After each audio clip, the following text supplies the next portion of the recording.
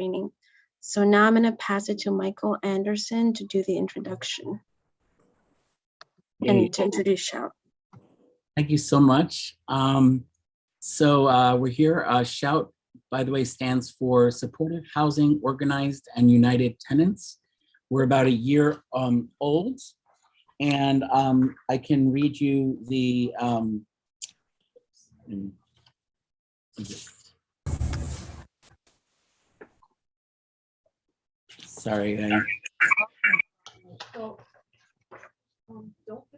So our mission statement is, Shout is a supportive housing tenant and applicant-driven organization demanding dignity and rights.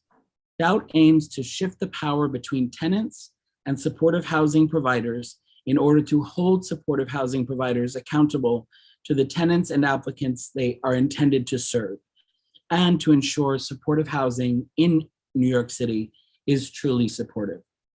So a little bit about us.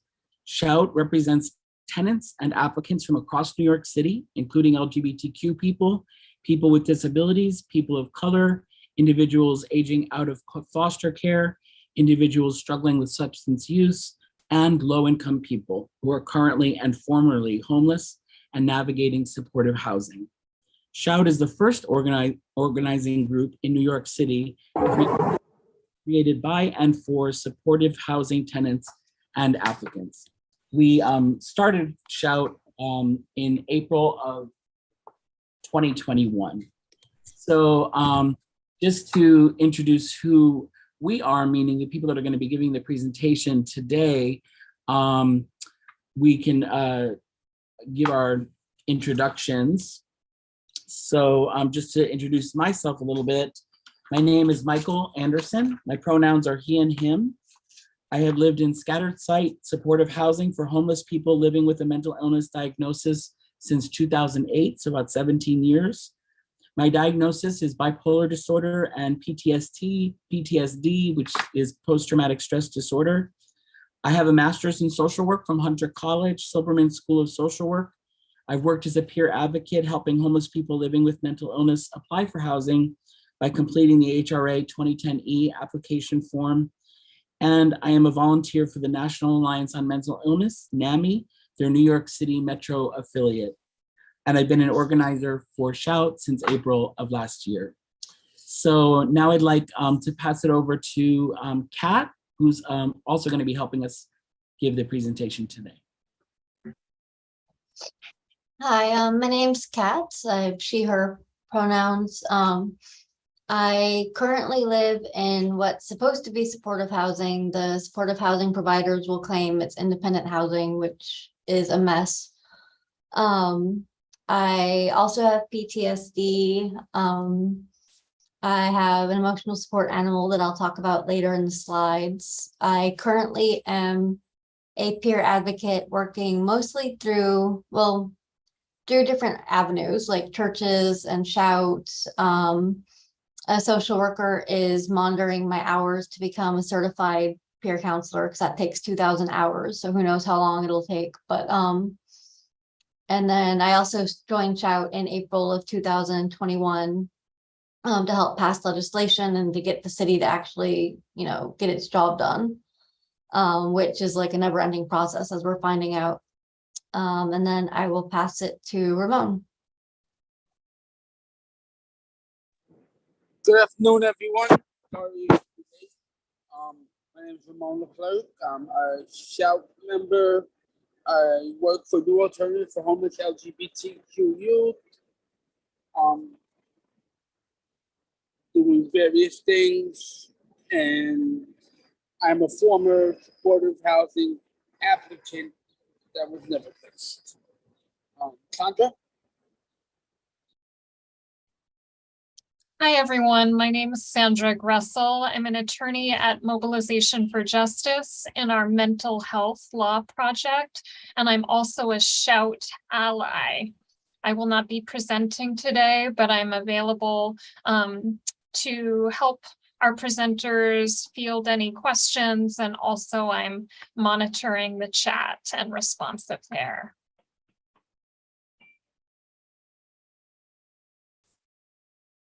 Okay, great. So just to start off with a roadmap, what we're going to be covering today in our slideshow. What is supportive housing?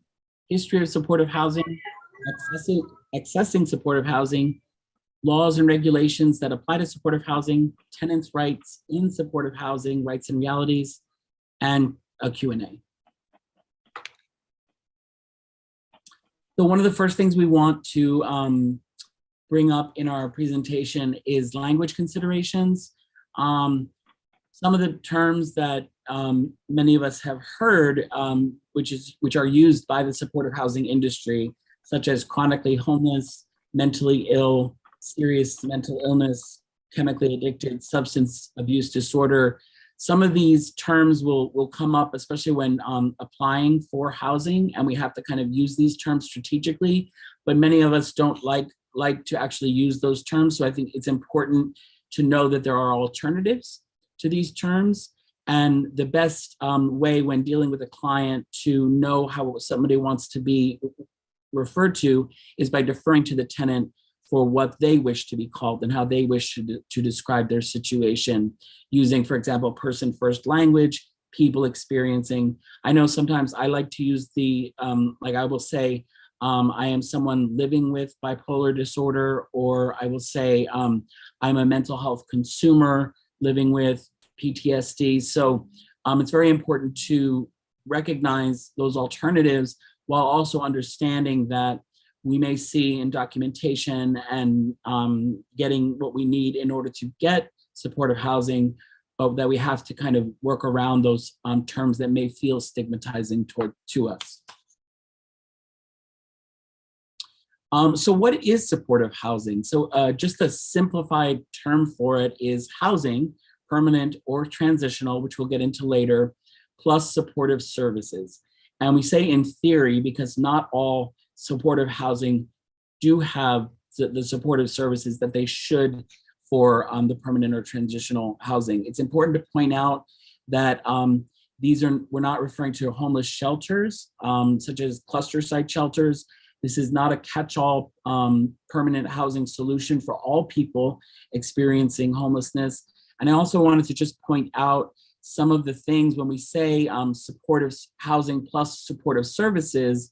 Some of the supportive services that supportive housing should be providing are case management, educational and vocational and other recovery-oriented services, medication management and counseling, assistance in gaining access to government benefits, referrals to medical services, mental health care and treatment for drug and alcohol use, and recommendations for other needed services such as legal support.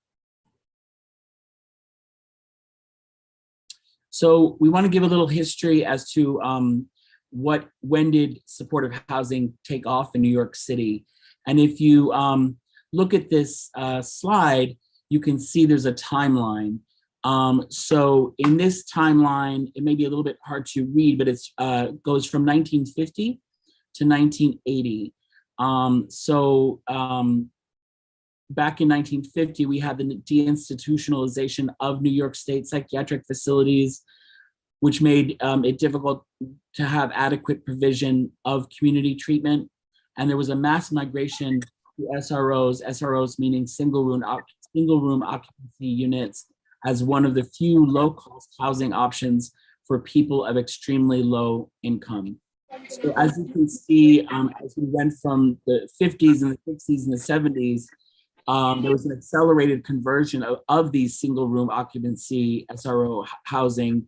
There was a loss of about 81,000 units between 1977 to 1981, and a 43% decrease in units renting at or below $200. There was also no right to shelter until 1981.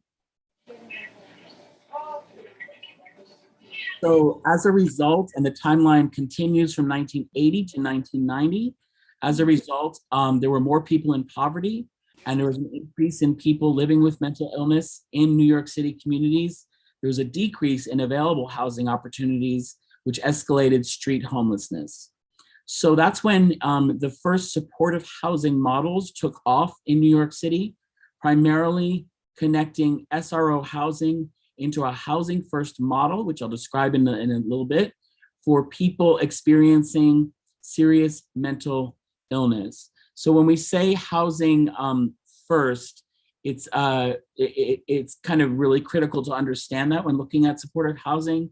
Housing first is a model of housing which is based on the belief that people should be able to access housing even when they are struggling with one or more issues that may make it difficult to stabilize or maintain that housing. For example, addiction, disability, mental health conditions, etc. It's often Michael, you just went on mute. Can you hear me now? Can you hear me now? Okay, great. I don't know where I left off, but I'll just comparing the housing first model, where which is the supportive housing model, where people are allowed to be housed even though they may not be stabilized in terms of addiction, disability, mental health conditions, etc. For example, my own condition, I was not I was put in supportive housing even though I was still struggling with bipolar disorder and PTSD. There's the opposite of that would be the housing ready approach, in which people can only get connected to housing once they've demonstrated sobriety, stability, and they are ready to maintain an apartment. But supportive housing is part and parcel of the housing first model, because people are generally not required to be sober or stable to access housing. So the expansion of the supportive housing model, it's important to recognize that in New York State, there are 50,000 units of supportive housing, including 35,000 in New York City. Those are units of supportive housing, but there's an estimated 50,000 to 70,000 people living in supportive housing in New York City.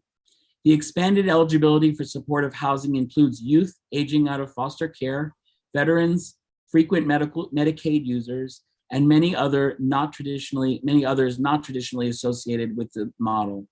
So there's a critique that for many years, supportive housing was the only viable housing option for homeless New Yorkers. And as a result, many more people were assessed and found eligible than likely otherwise would have been referred to supportive housing. Also, tenants in supportive housing are extremely diverse, including in terms of what supportive services they need or want.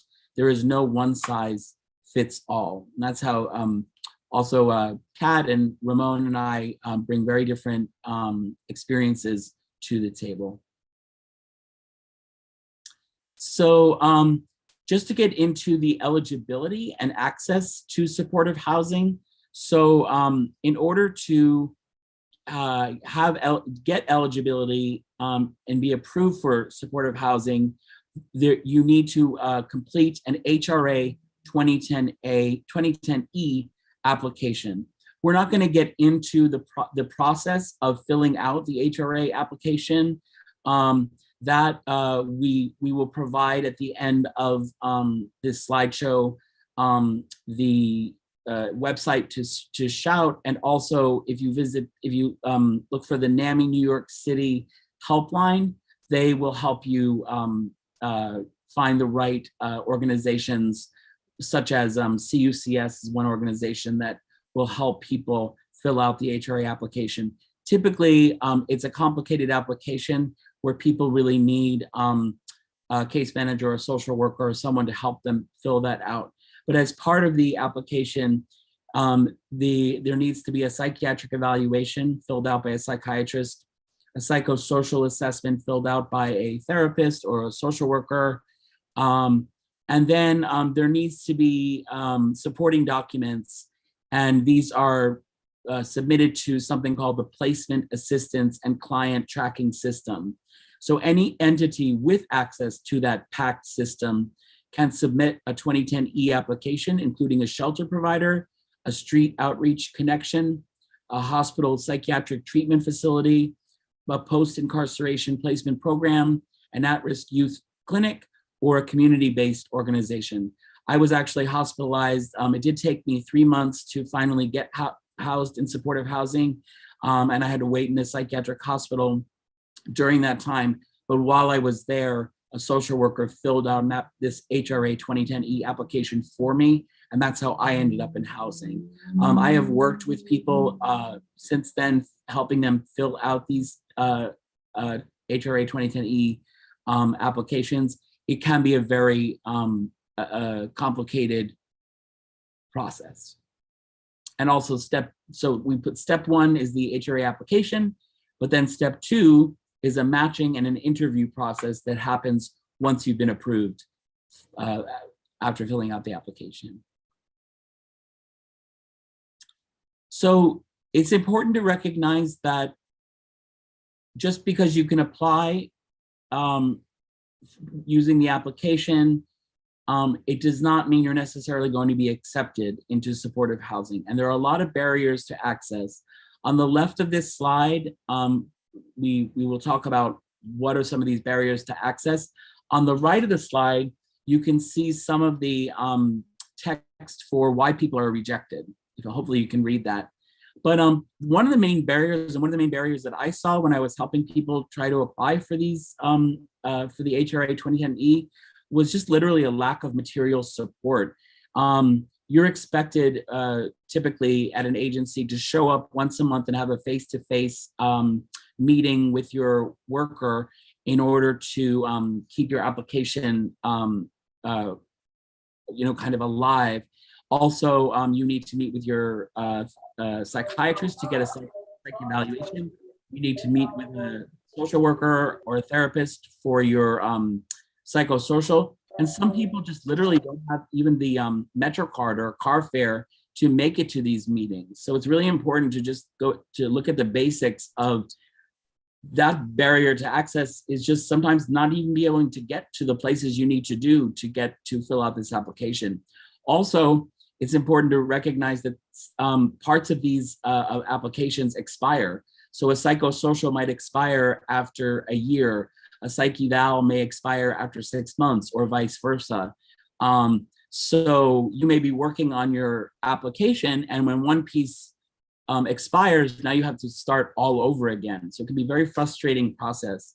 Also, there are a lot of rejections by providers. We call it creaming, when somebody is rejected, and that's where, if you look to the right of this slide, for some of the reasons why people are rejected, such as stigma in the interview process, or people being called too high functioning, or having a lack of insight into their mental illness. This is something that Shout really worked on last year in terms of legislation, making it so that providers have to be more transparent when they reject somebody. Because when somebody's been rejected, they really need to know, what did I do wrong, so that when I apply the next time, that I don't make the same mistakes. Also, there's no appeals process for supportive housing rejections, and there's no reasonable accommodations for supportive housing matching. So I think this might be, I think this might be Kat. Yeah. So we're going to talk about different types of supportive housing. The two general categories are transitional and permanent. Transitional is ideally for people to reside up to 2 years. Like, as it said in the caveat, can be much longer. Some people we know have been in transitional housing for like 5-7 years. They're just sort of like stuck in there. The permanent housing is designed for people to remain in as long as they wish to. Some providers do not intend to let us out of permanent housing forever. The transitional housing is licensed. It's considered level 2. It's also known as residential treatment programs, apartment treatment programs. The word treatment is key. Congregate treatment programs. They are licensed and regulated by the Office of Mental Health, and includes the right to receive a lease or occupancy agreements. There's a discharge process. There is a right to participate in resident councils. the catch is that key tenant rights can be curtailed because someone might be considered a patient instead of a tenant or something like that. So that's why there's a little bit of a what we're calling, I think, and just like why someone might have less of a right in the transitional compared to the permanent. The permanent housing is where you are considered a tenant. It's permanent housing, known usually as supportive housing, congregated supported housing. I'm gonna move all of the pictures so I can read. Scattered site supported housing is in this category. Office of Mental Health guidelines are non-binding, and these units should be subject to all state and local laws governing housing rights. Typically, the scattered site housing programs are unlicensed level 1 permanent housing programs. However, some scattered site models or apartment treatment programs are licensed level 2 transitional programs. And then one thing to use, or a tool to use, is the New York State Office of Mental Health has a searchable directory of all licensed level 2 programs on its website, and there's the address. And that way you can like look up to see if a particular apartment address is in that directory, if you need to find out if something is one of the licensed level 2 programs.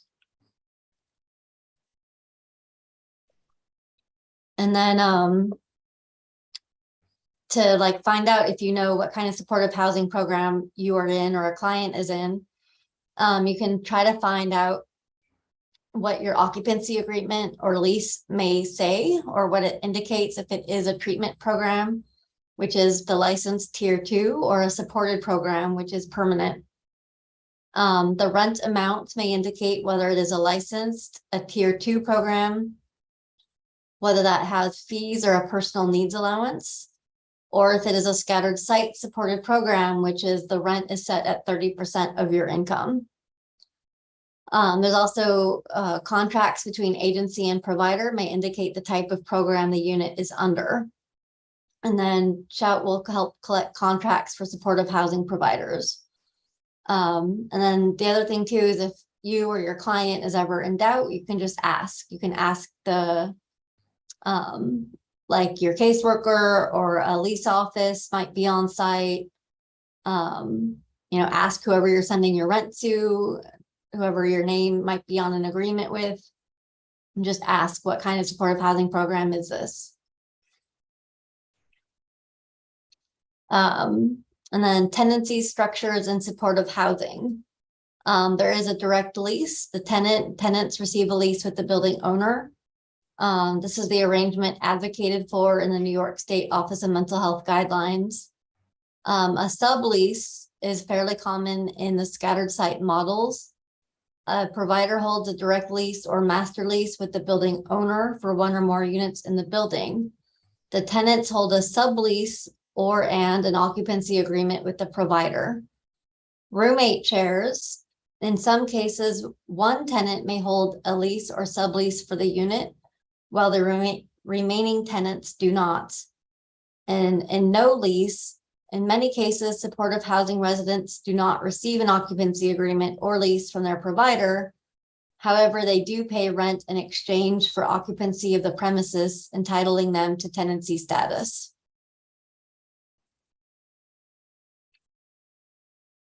Tenants' rights in supportive housing. Anyone living in a permanent supportive housing unit is a tenant with all of the rights and privileges of tenants under New York City and state law. Tenancy rights should be strengthened for all supportive housing tenants, permanent or transitional. For acknowledgement of complexity, supportive housing providers and New York judges have taken mixed stances regarding whether supportive housing tenants are tenants. Licensed apartment treatment programs are transitional and OMH regulated residential treatment, and therefore may not be entitled to all of the tenancy rights of other supportive housing tenants. Acknowledgement of reality, even when supportive housing tenants are recognized as tenants under law, enforcing rights in supportive housing is more difficult for these tenants than others. And now I think we are passing it to Ramon. Sorry. Protection from evictions. The law, supportive housing tenants should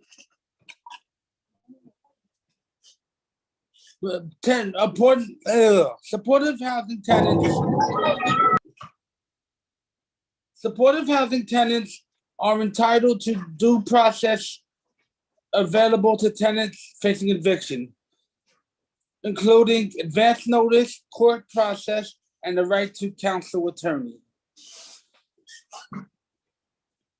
A provider discharge or termination from supportive housing is not the same as an eviction.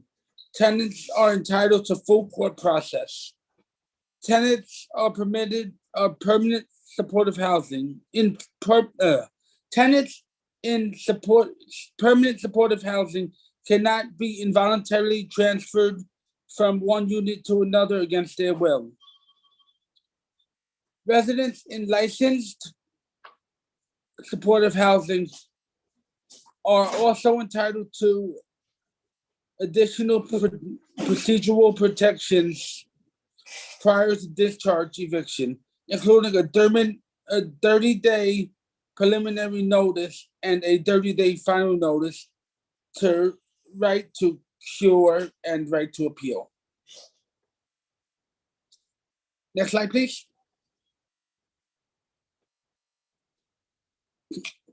Protection from eviction continued.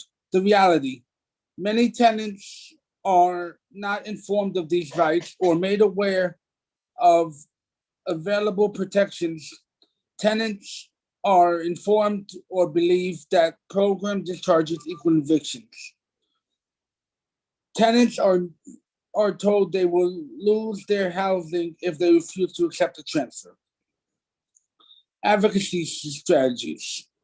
Request copies of all provider discharge, termination, and protocols.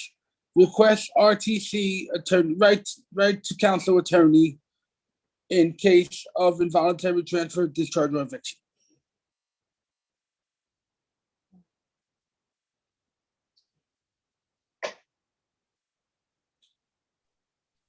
I think this is back to you, Kat.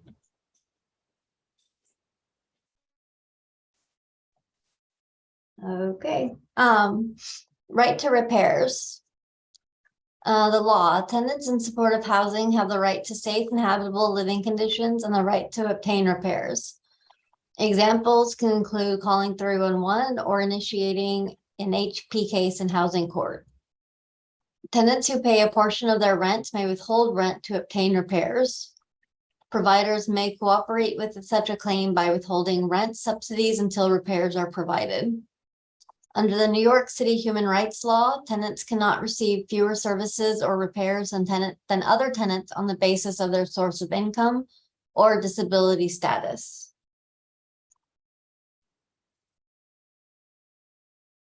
The reality is that many scattered site supportive housing units are in buildings operated by neglectful landlords. Supportive housing tenants are told to direct all repair issues to the supportive housing provider rather than 311 or the landlord. Providers then report the repairs to the landlord or attempt to make them themselves. Threat of retaliation against the tenant or the supportive housing provider happens. Supportive housing providers are reluctant to enforce their rights because they are at risk of losing leases. And then Sandra, if you want to talk about this, this is one of the things that I don't fully understand. The HSTPA Part J. Sure. So just briefly, many folks here know that when you live in a rent stabilized apartment, you have a right to a renewal lease. However, in the past, certain private landlords would say that in a supportive housing unit where the landlord is renting the apartment to the supportive housing program, which is a corporation or an organizational entity and not a specific individual, that unit was temporarily exempt from rent stabilization, or the rent stabilization protections, including a right to a renewal lease, don't apply. However, in 2019, New York State passed the HSTPA, the Housing Stability and Tenant Protection Act, and Part J addresses rent stabilization in supportive housing.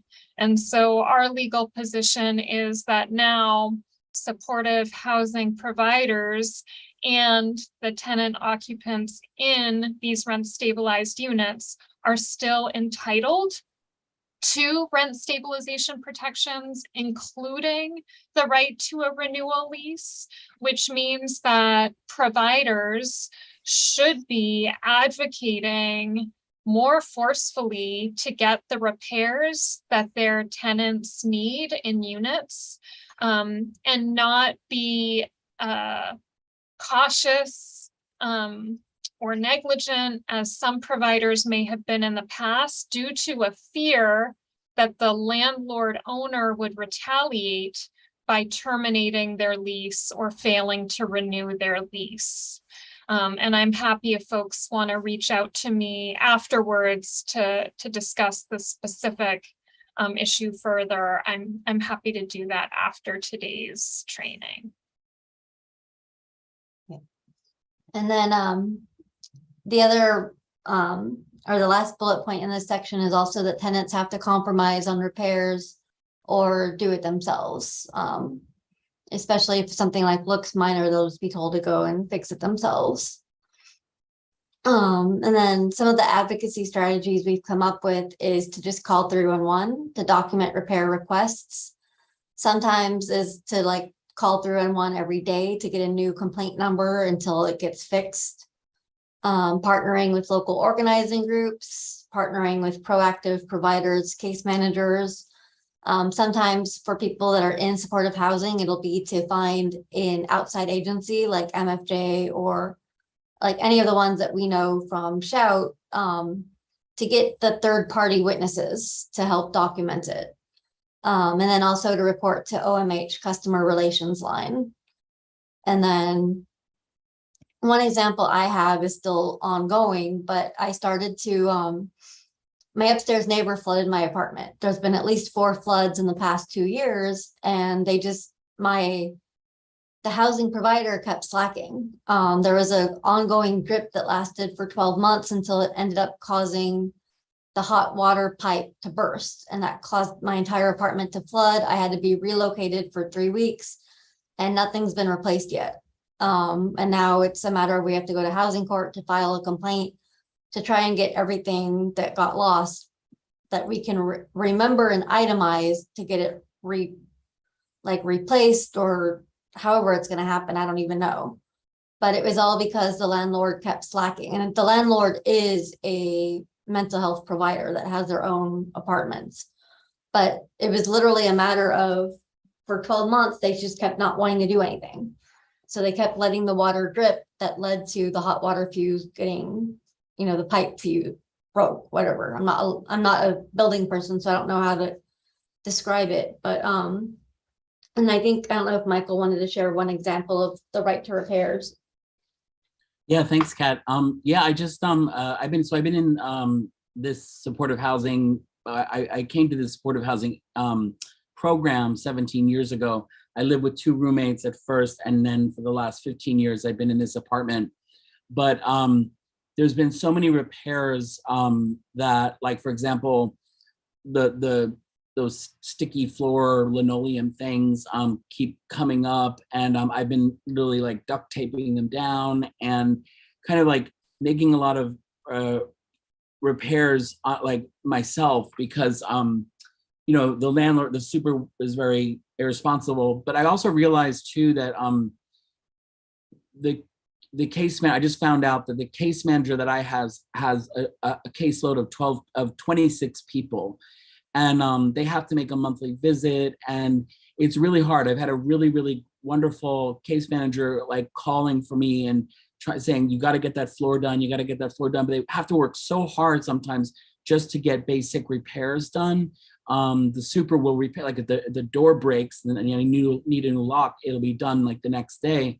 But on certain repairs, but I just have to say for I think part of the problem is just case managers are really overworked, at least in my program. They would love to be able to help me with every repair, but they don't have the time and they just can't. And also kind of living in slumlord conditions. So it's a lot of kind of compromising in my program. It's kind of like certain things they do really, really, really well. And then when it comes to repairs, it's kind of like do it yourself or just put up with it. So that was the example I wanted to use.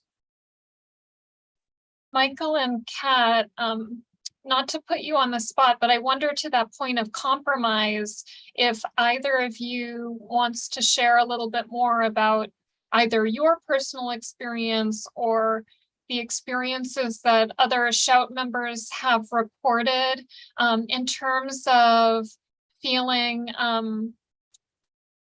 reluctant to ask for the repairs that they need because they're made to feel like they should just be grateful to have a roof over their head. I wonder if that's something either of you can speak to. Yeah, I can say, so we have as part of my program, we have a tenants meeting. It's been meeting virtually, but it's a once a month meeting. And I know that when people say, I need a new stove, or I need a new sofa, or I need a new this, it's always met with, take it up with your case manager. Like the person running the meeting is kind of the head of the program. And it's like, go through the proper channels and, take it to the case manager, which is a very easy way of saying we can't really deal with a lot of these bigger issues, but without saying it right there on a tenants meeting where all 50 people are watching, it's kind of like, people are really just saying that what their concerns are, and it really should be a thing that's covered at a tenants meeting, I would imagine. But a lot of times it's just like, go back through the channels and also, I'll talk about it a little bit later about the need for air conditioning when you're living with a mental illness. But if I wanted the part of my home that's not that's still not covered by the air conditioner that's been there for 14 years, if I want something that's like stronger than a fan, it's not approved. Like I can't get a ceiling fan, anything that's like touches the fixtures, everything's considered to be OMH property. It was furnished when I got here, which is really great, but now I'm looking into getting an emotional support animal, and they did approve it, but I was like, what if the cat rips up the sofa or something like that? And they said, well, we'll deal with that then. But I don't know if that's kind of what you were referring to, Sandra, that kind of example. I don't know if Kat, you wanted to talk. There's a couple of things that I've had where like the caseworker, I found out the caseworker I have at my building has no experience in like psychology, social work, sociology. Her background's business. She knows how to file reports. And I was kind of like amazed that she has no background training in like mental health or patient advocacy or, that side of the equation. And she literally told me one of the times I talked to her, she literally told me if there was something I didn't like about the apartments, I should just go back to the shelter and start over again. And off the top of my head, I don't even remember what led up to that, but that was her answer. Her answer was, if I didn't like the apartment, if I wasn't satisfied with the services they provided, then my only option was to go back to Franklin and start over again. And it was literally because the services at that supportive housing apartment, they kept denying were supportive housing, for one thing. And if I didn't get what I was promised I was going to get from the interview, than to go back to Franklin and start over again. And I did find out later that Franklin would not have accepted me. Franklin would have found out I had a lease and would have sent me back to the apartment. And a few months later is when the agency like had me re-sign a lease that said supportive housing. And since then, they've never told me, like, they've stopped claiming that I did not live in supportive housing. But it was literally like anytime I asked them for support, for help, for assistance, they don't want to do it. They don't want to provide any type of support. The only support they will offer is encouraging me to throw stuff away. But they will not actually look at my physical health. They will not look at my emotional health. Like for instance, I have seizures. That's what's under my hat right now. And the oven they have does not have a timer to turn itself off. I'm used to stoves having an auto off. So if I were to have a seizure and forget that I had food in the stove or just fall asleep, that could be a fire hazard. But they don't care because that was the particular type of stove that was cheap to buy. And so like that's like one of those types of risks that if I present to them, they're not going to care about it. And so I really think that they're just more interested in saving money than actually doing what their clients need to do. And it just makes me disappointed in them.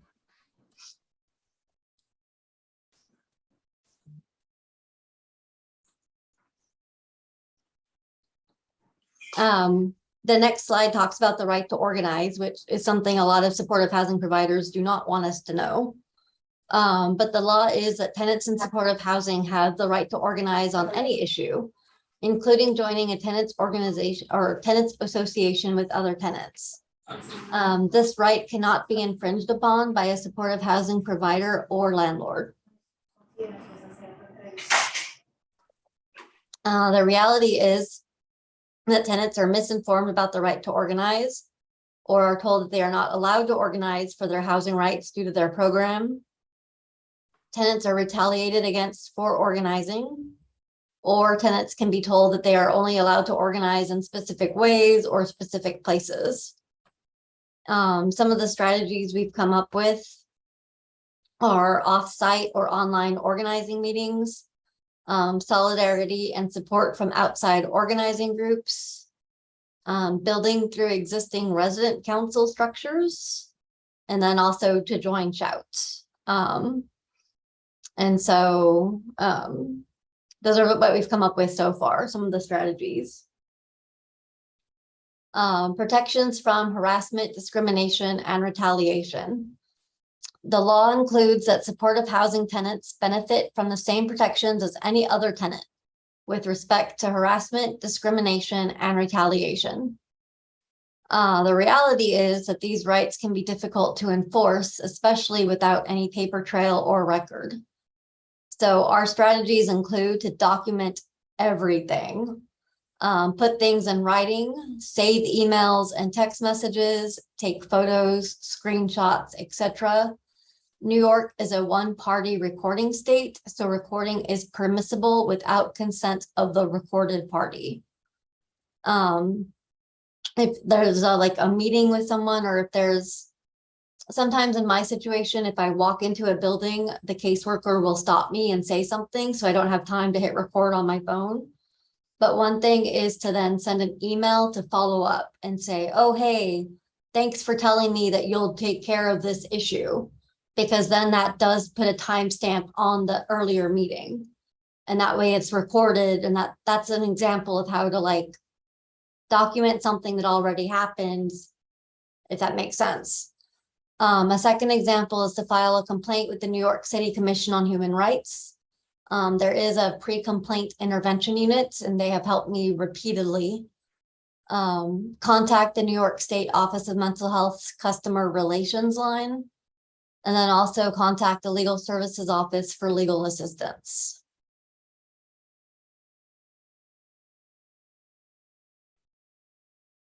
And this one is Ramon, I think.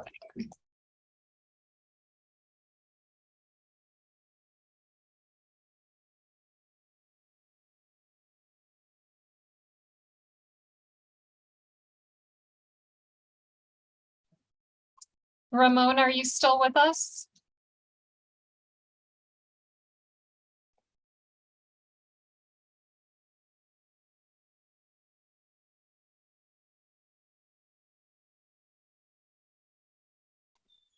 It looks like we may have lost him.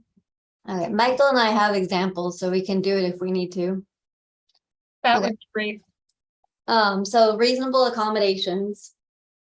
And normally I do this for my house and I hold up my cat to show you guys, but I'm not at my house right now. The law is that since many supportive housing tenants live with mental and physical disabilities, they are entitled to reasonable accommodations under the New York City and New York State human rights law and the Federal Fair Housing Act and Americans with Disabilities Act. This can include the right to service animals and emotional support animals, the right to accessible housing, such as the installation of ramps, working elevators, etc., the right to transfer to a more suitable apartment as needed. That's the one that supportive housing providers do not want us to know. The tenant is required to show that reasonable accommodation is necessary and that there is a connection between the tenant's condition and the requested accommodation. The provider or landlord must make the accommodation unless it can demonstrate that it is infeasible to do so. And some of the examples that we've already been hinting at, while I was applying for supportive housing, some providers said that they're like scattered site providers said that their landlords did not allow service animals. And I literally looked at them and said, you know, that violates the law. And they're like, well, we don't want to lose the relationship we've developed with our landlords. So I started documenting it like crazy, but I wanted to find housing first. Some other ones would say things like they didn't believe, they literally knew that the emotional support animals were not under the Americans with Disabilities Act, and I had not yet heard about the Fair Housing Act. So they said the same thing to me, like, oh, well, if you had a service animal, we could help you, but we don't do emotional support animals. So that's sort of like some of the challenges I had in finding a supportive housing provider that actually understood the emotional support animal law or Fair Housing Act. Next slide, or unless Michael wants to talk about. Yeah, I can just quickly give an example. So for me, reasonable accommodation, that became very important because, you know, as someone who lives with my official diagnosis is bipolar disorder with psychotic features. So I take antipsychotic medication, and a lot of people recognize that if you're taking antipsychotic medication, it's really dangerous if you're out in the sun too long, that you can get, if you have too much heat exposure, it can really have detrimental, it can be a bad situation. Well, in the same situation, if you're living at home and you don't have air conditioning, you can overheat if you're taking these medications. So that would be an example of a reasonable accommodation for somebody who's taking those types of medications, who has to avoid heat exhaustion. They could request a reasonable accommodation and get a air conditioner. I know that HEAP, which is I think it's a federal program, but they will provide, I think, up to $800 to buy a air conditioner for you know, not just supportive housing apartments, but that was an example for me that I need that.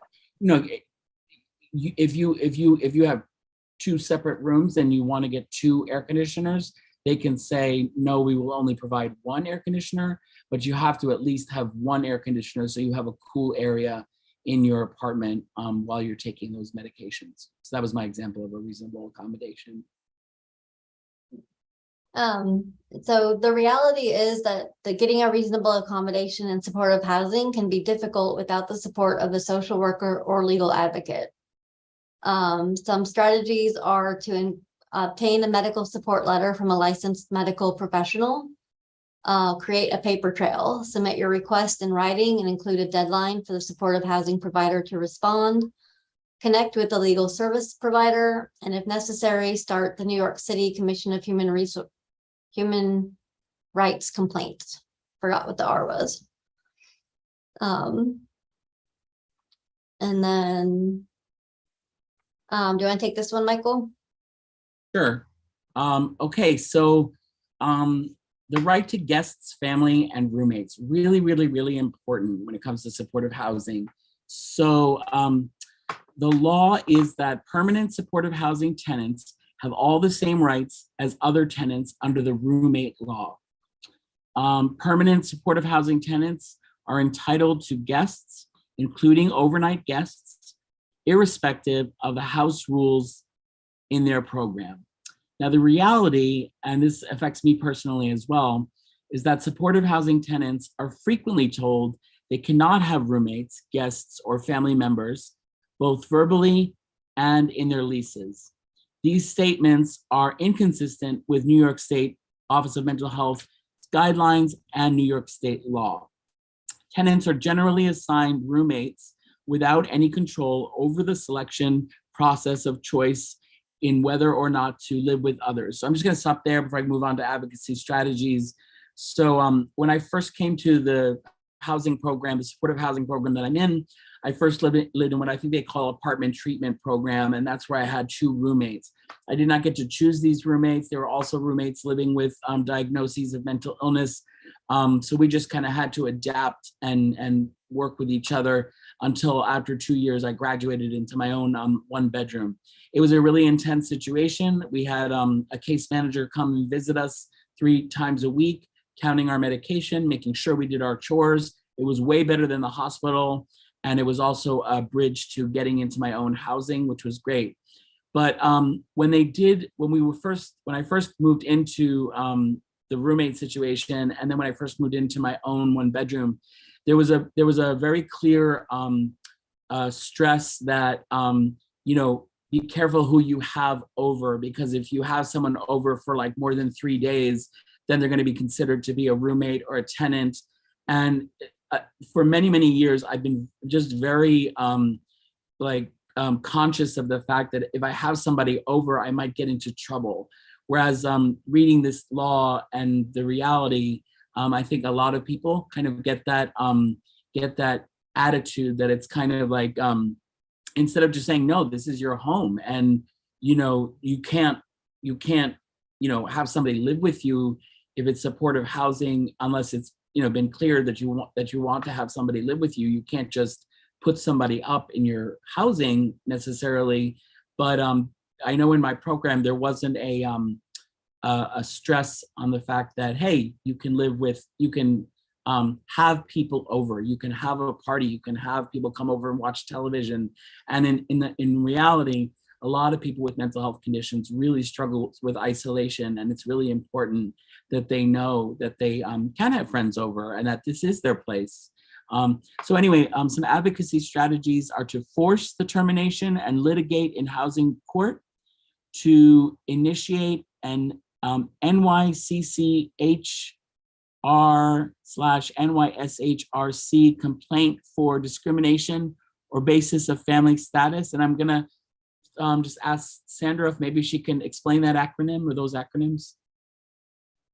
Yeah, that's the New York City Commission on Human Rights and the New York State Human Rights Division.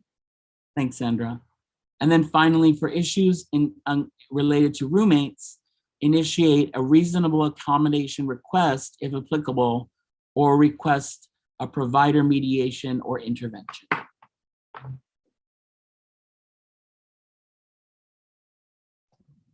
Okay, so local law 15, this is one of the things that we helped do in 2021, but it became effective in 2022. Is the Supportive Housing Tenants Bill of Rights. This requires supportive housing programs to provide a notice of supportive housing tenants' rights to all supportive housing tenants.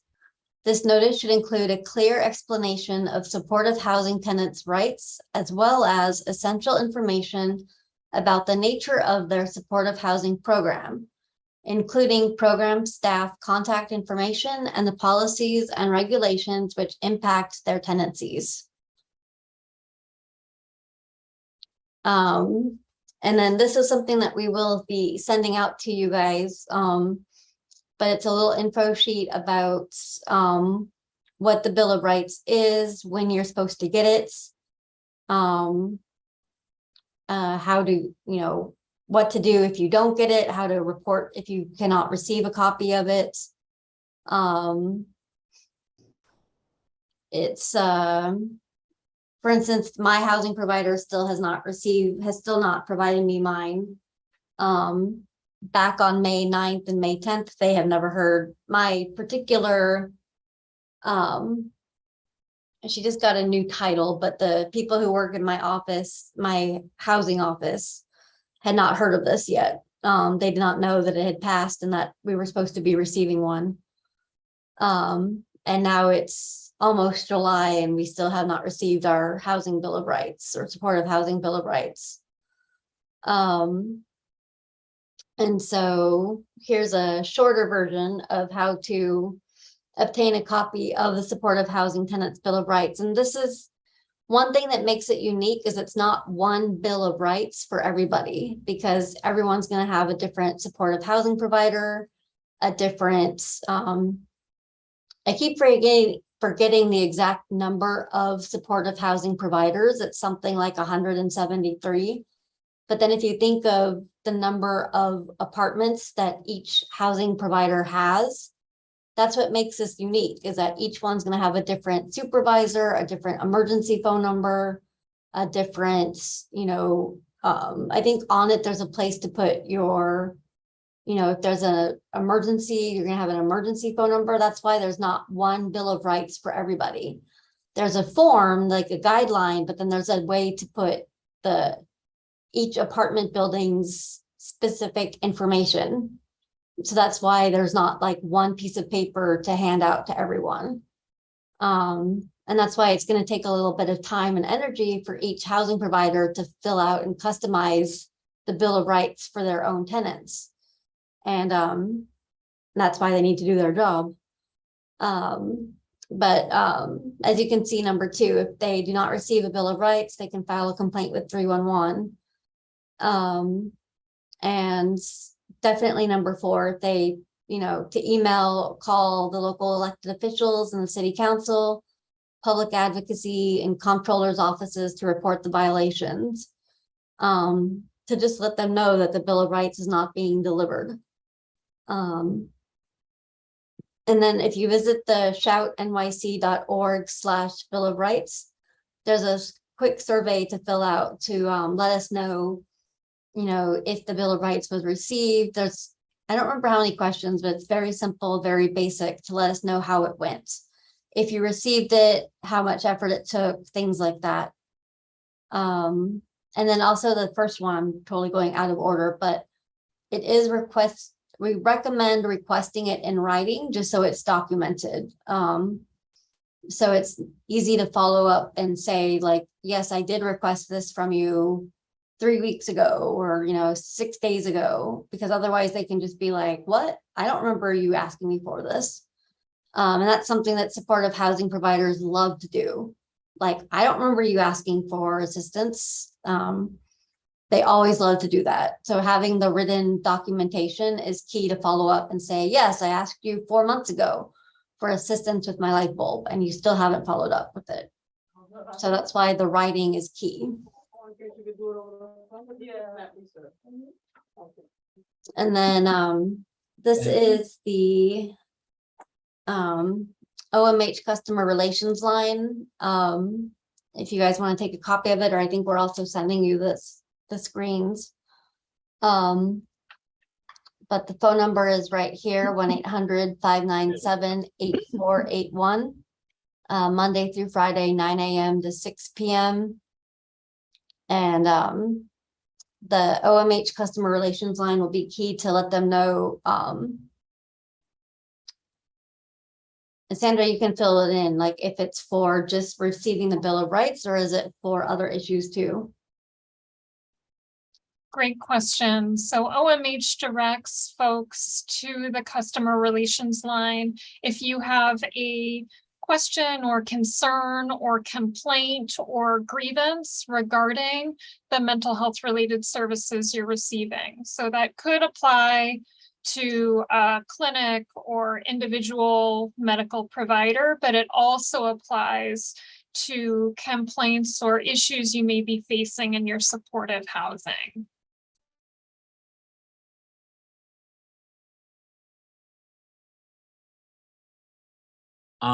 Okay, so before I get to this slide, and it's really, really important, I just saw, and I just want to feel this real quick because I just saw it in the chat.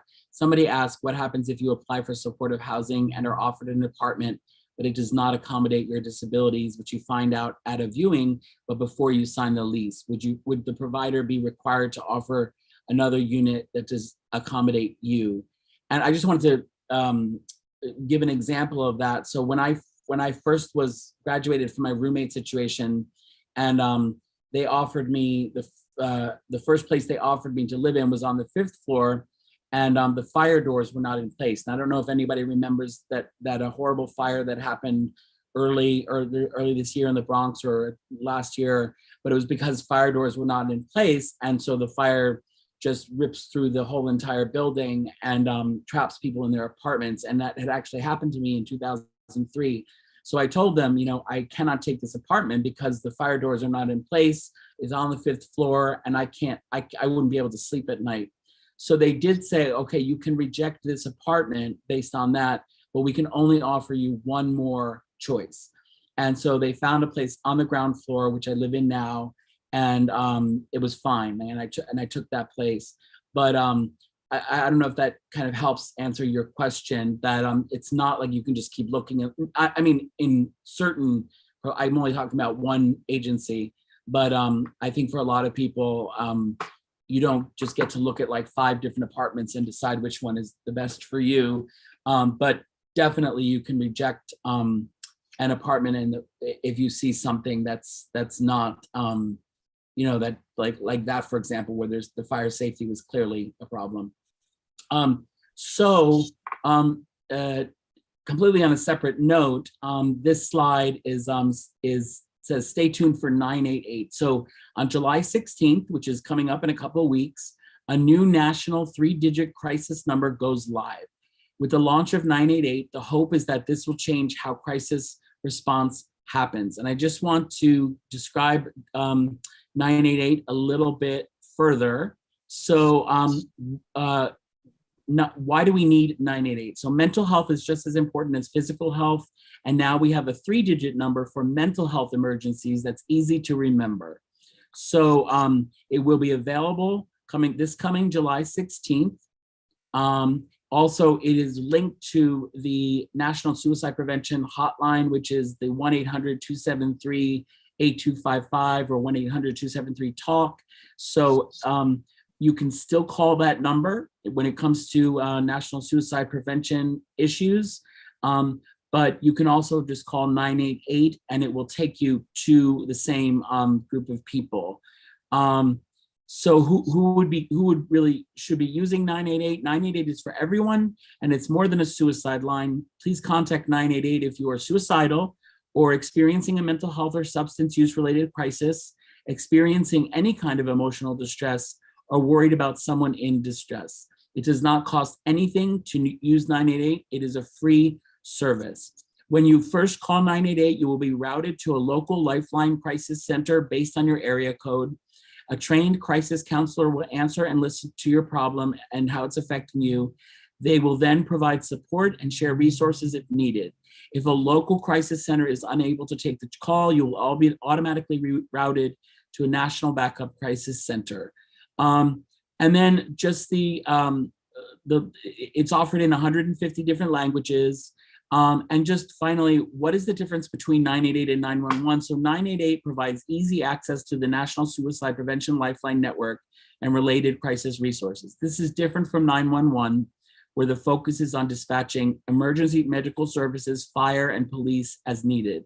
The goal of 988 is to meet the growing suicide and mental health related crisis care needs. So I don't know if you can tell, but I'm like super excited about this because I think we have been told call 911 and say that this is about an emotionally disturbed person, which is such horrible language. But now having this separate 3-digit number to call just for mental health emergencies, we'll see how it goes. But I think it's very exciting development. So that's what that slide was all about.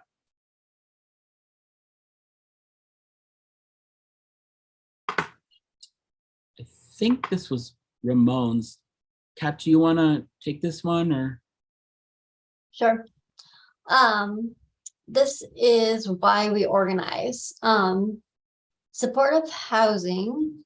Let me close some things to read it. Supportive housing tenants' rights are tenants' rights. Fighting for the rights of supportive housing tenants strengthens the rights of all tenants by undercutting the loopholes.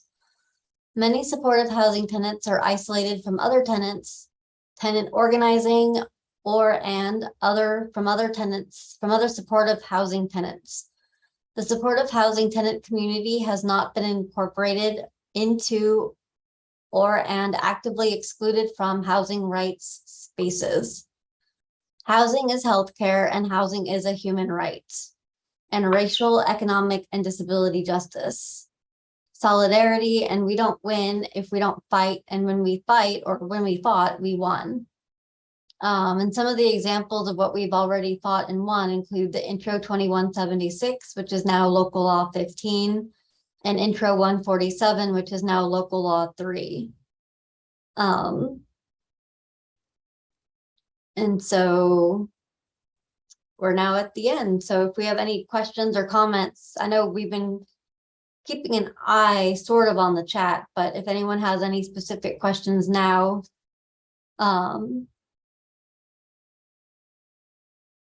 we can try. And I know, like I saw though, one of the most recent questions came into is there any other way besides shelter? And I know Michael shared the example of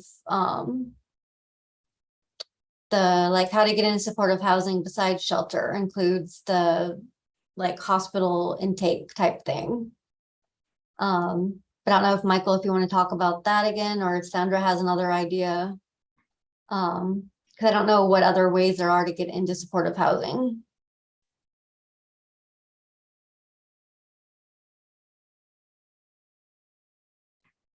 I'll just add that in my experience advocating for some individuals who are already in supportive housing, but their supportive housing does not necessarily meet their needs. Maybe they've started a family, but they're in a studio unit, or maybe there's some medical reasons why their apartment is no longer viable. Maybe there's some safety issues that makes their apartment or supportive housing program no longer viable. Through a lot of advocacy with HRA, DOHMH, and OMH, we've been able to get a 2010E application approved for someone to transfer to a different supportive housing program who's already living in supportive housing without re-entering the shelter system. But it can be a heavy lift, and you need to show pretty compelling circumstances in my experience. Can I ask a question? It sounds to me like, and we're listening to the most sophisticated and knowledgeable group of people in terms of their rights, that when you hear how severe the problems, some of the problems still seem to be, I'm wondering why there isn't more focus on the oversight and monitoring of these providers. And is that OMH that's responsible for that? That's such a great question. And that really speaks to why Shout came together to create Shout and what we are fighting for. Because generally speaking, supportive housing is unregulated housing, and there aren't the same regulations or rules that govern Section 8 or even DHS shelters. So what we are fighting for is more agency accountability and oversight. And when I say agency, I'm referring to the New York State Office of Mental Health, and I'm referring to the New York City Department of Health and Mental Hygiene, which also contracts with nonprofit providers to operate supportive housing. So we're looking for both oversight and enforcement of OMH's own guidelines, which I put in the chat, the link to the guidelines, and also contract enforcement, because there are terms in both the city and state's contracts with their nonprofit supportive housing providers that they're not consistently enforcing. So this is a marathon, not a sprint. Shout is working on multiple pathways, meeting with the city, meeting with the state, meeting with city council. And if that's work that interests you, if that's work that you're passionate about, we'd love for you to get involved.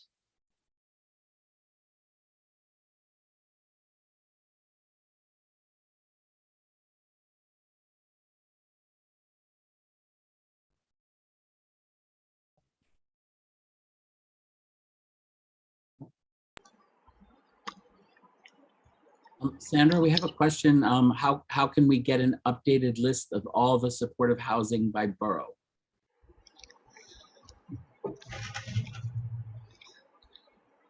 That's a great question. I don't think we have a comprehensive list. We do, as Kat mentioned earlier, OMH does have a program directory that's available on their website.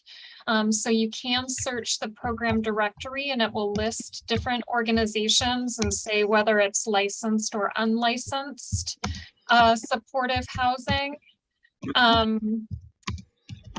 That is probably the most comprehensive list.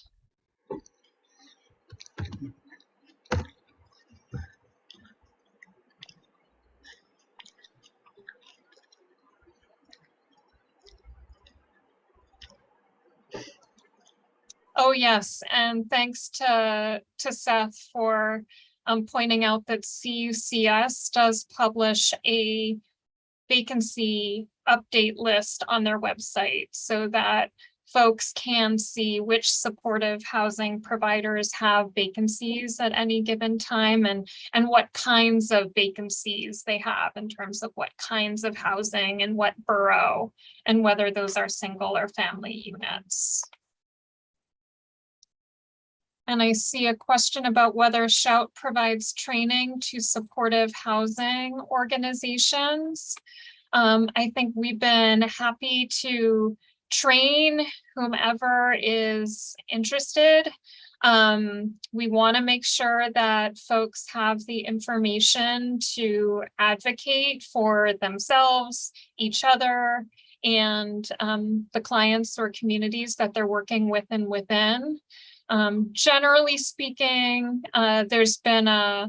we prioritized training tenants and tenant advocates, but if there's a supportive housing provider that wants Shout to come and give a training, please do reach out and we will certainly be happy to try and make that happen.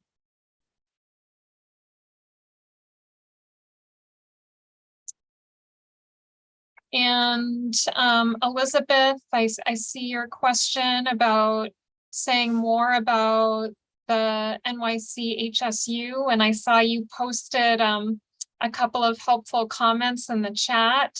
And so I wonder if you want to take a moment to unmute and share what your experience has been.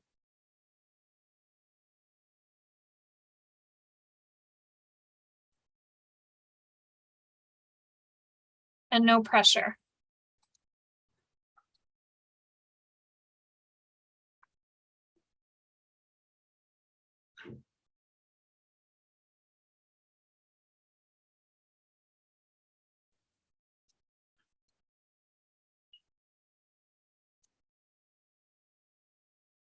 Okay, feel free to unmute or say in the chat if you want to say something about that. And I'm just scanning the chat now to see if there are any other outstanding questions. So, can we refer clients to Shout for supportive housing, or do they need a 2010E before the referral? That's a great question. Shout is not a social service organization. We don't have housing placement assistance services. Shout is an organizing group. We are organizing for systemic change to transform the landscape of supportive housing in New York City, to make it truly supportive and responsive to the needs of the tenants living in supportive housing. So if you're interested in organizing, if you're interested in policy advocacy, if you're interested in systems change work, or if one of your clients is, please do refer them to Shout. If you have a client who has some kind of immediate need, they are still welcome to reach out to Shout on our phone number, our Google phone number or email, and we'll try and point them to a resource that might be able to assist, but know that Shout itself cannot help with housing placement.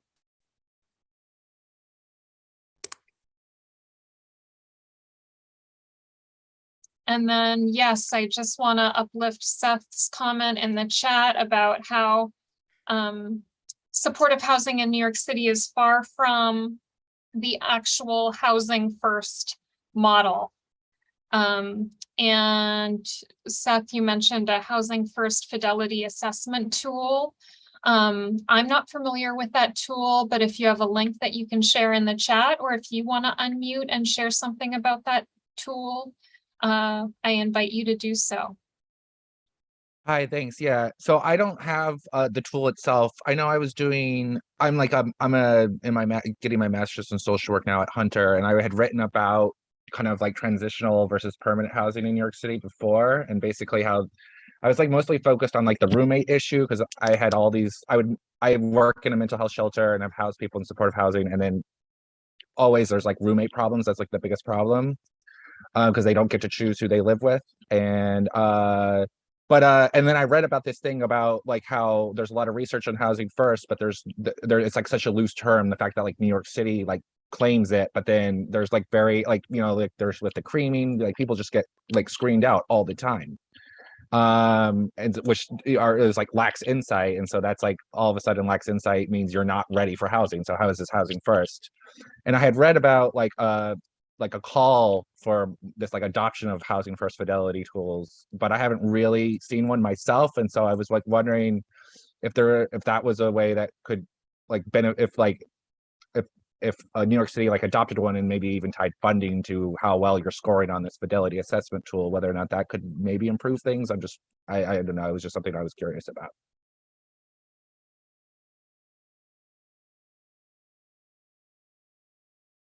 Thank you for that. Yeah, I would be very interested to learn more.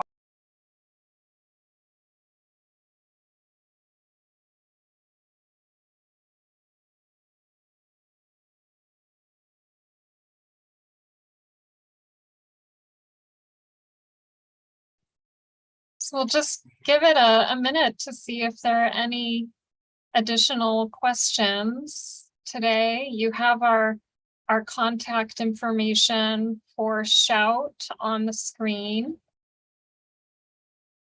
You can always follow up after.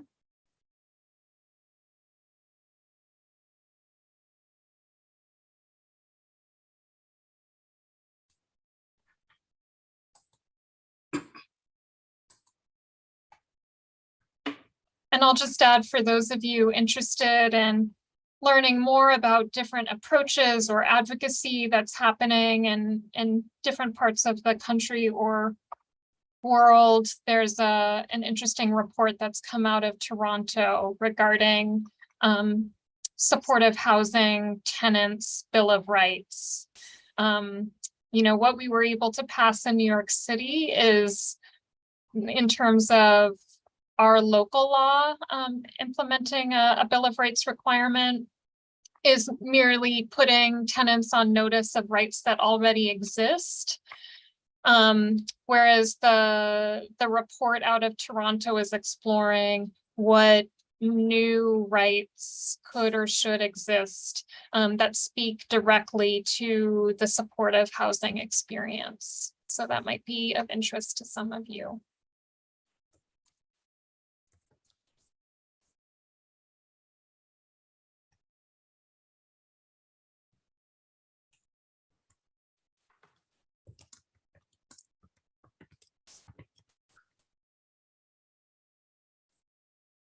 So I'm not seeing any more questions. Michael or Kat, do you have any final words or anything you want to say in closing? So I just encourage people to get involved with Shout. And if you know people that you think would benefit from getting involved with us,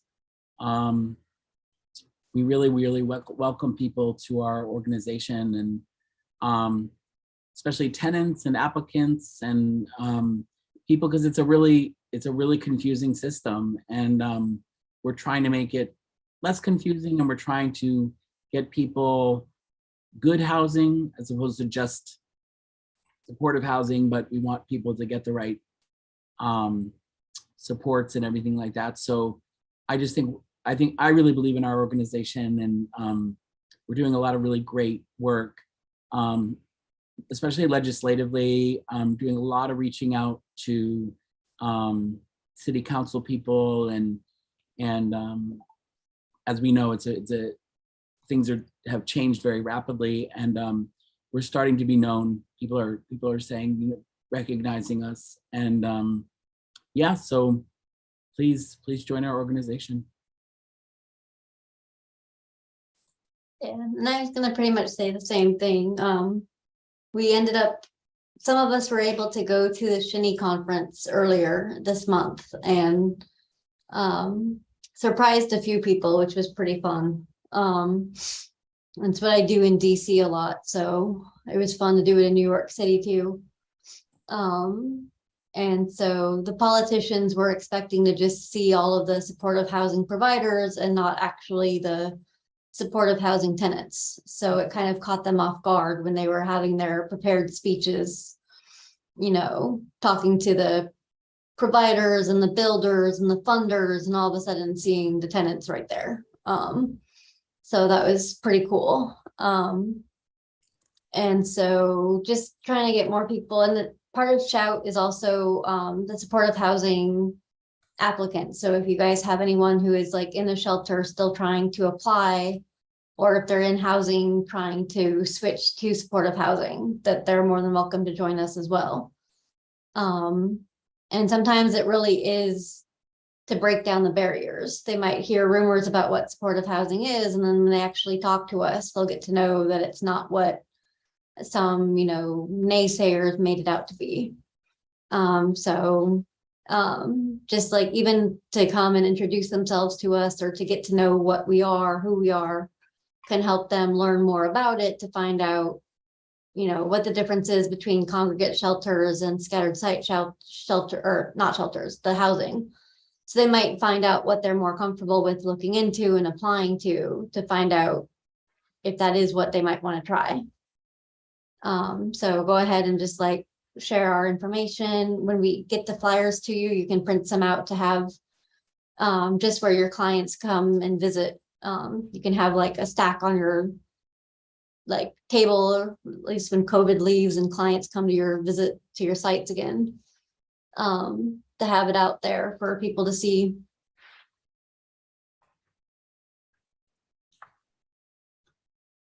Thank you so much, Michael, Sandra, and Kat, for this wonderful and informative presentation. We really appreciate you presenting for us. Thank you, everybody. Thank you for having us.